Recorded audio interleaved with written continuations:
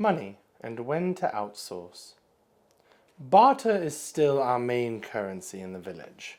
Not in the sense of trading this for that, but rather that everyone had their specialties, and most, if not all, would make or provide excess to share with the village. However, during the festival, we are paid primarily with coin, as travellers from all over England and the continent purchase our goods. This influx of currency to our village means two things to our everyday lives. Firstly, we have coin to pay our taxes to the crown, which must be paid with currency. Secondly, this influx of coin gives us the opportunity to use currency in our own daily transactions with our community. Now we have a chance to make our own purchases, especially here at the Vez Festival where goods from all over are available. These are things we never see and might never see again. And that's what I would say if I were poor. In the instances where we're going to be using money, you should probably know what these coins actually look like. All English coins in 1543 are either silver or gold. Copper coins do not arrive until 1544, so put those away. The coins in order are as follows: a farthing, a halfpenny, a penny, a half groat, a shilling. Now we get into the denominations you're not familiar with: a half crown, a half angel, a crown, an angel, and a sovereign. We will start at the lowest denomination, the ones that thou and I are far more likely to see and use. The farthing is a silver coin worth 1/4 of a penny, a very tiny amount indeed from the phrase fourth part. An ale might cost a farthing. Now the halfpenny is a silver coin worth 1/2 of a penny. 'Tis often abbreviated in speech to halfpenny or halfpenny. The penny is the coin that forms the base of the currency. 'Tis made of silver and is worth 1 penny. This and all the coins below it are the types of coinage that the lower classes are going to be more familiar with. The plural of penny is pence. So thou wouldst not say that thou hast 7 pennies, but rather 7 pence. Now the half groat, or 2d, is a silver coin worth 2 pence. The groat is a silver coin such as this. It is worth approximately 4 pence. The shilling is a silver coin worth 12 pence. The half crown is a gold coin worth 2 shillings 6 pence, sometimes written as a 2 and 6, or 30 pence. It is also, of course, 1/2 of a crown. The half angel, which I'm sure you've never seen before, is worth 3 shillings and 9 pence, or a total of 45 pence. It is, of course, 1/2 of an angel. The crown, however, is the most important coin when it comes to upper denominations.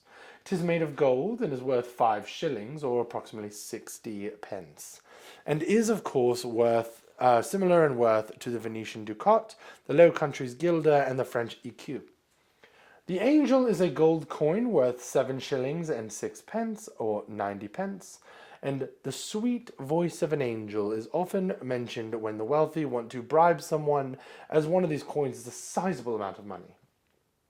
Finally, the sovereign is a gold coin worth 1 pound, or 20 shillings, or 240 pence. Now, there would be no coin officially called a pound for many decades. However, thou would say that thou dost owe someone 10 pounds, not 10 sovereigns. And now our last coin, the mark. The mark is a figurative denomination and not an actual coin.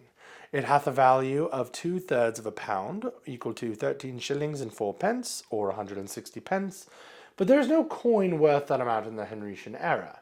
'Tis often used in major transactions, such as selling land, figuring the taxes or estates, or calculating noble dowries. Now, while we are talking about money, mayhap we should talk about something called credit. Money, the coins, and later the paper that we use to pay for goods and services only works because of trust. Both buyer and seller trust that this round metal disc and the government that minted it are worth something. The entire system of coinage is a promise of future earnings, goods, and services to be paid to the holder of that coin. That is essentially what credit is. And the practice of issuing credit is thousands of years old. At times it has been banned. For example, the Bible denounces usury, or the practice of lending money for a profit. Jesus was flipping over tables when he saw moneylenders in the temple, and in the 1500 years since Jesus, the church has banned such practices. Interesting note. If one needed to borrow money, there was no ban in the Jewish religion. So one could go to a Jewish person to borrow money, if one could find a Jewish person, but that is a whole other story.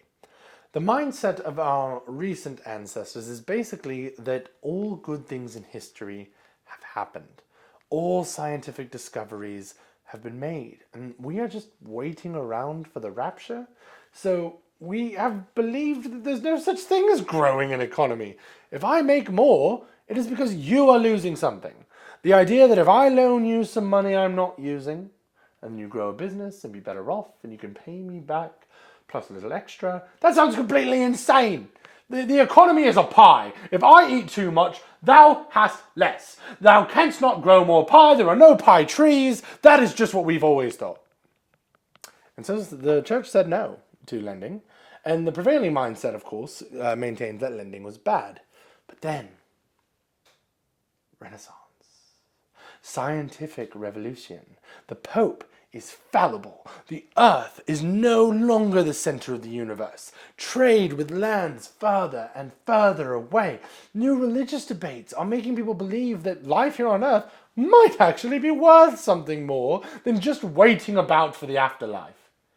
Things are changing. There are more things to purchase than ever before. Consumerism is happening. For the first time, people believe that they can be better off than they were before. The belief that tomorrow you will have more than you have today is the basis of credit. I mean, look at me. I used to be... In 1545, Henry creates a national interest rate of 10%. Now, that was later banned, reinstated, changed, waffled about, etc.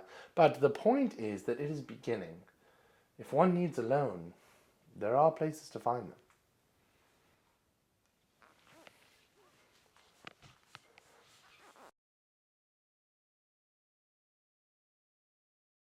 Didst thou see how excited the peasants got when I showed them my pocket change? That's like their year's savings.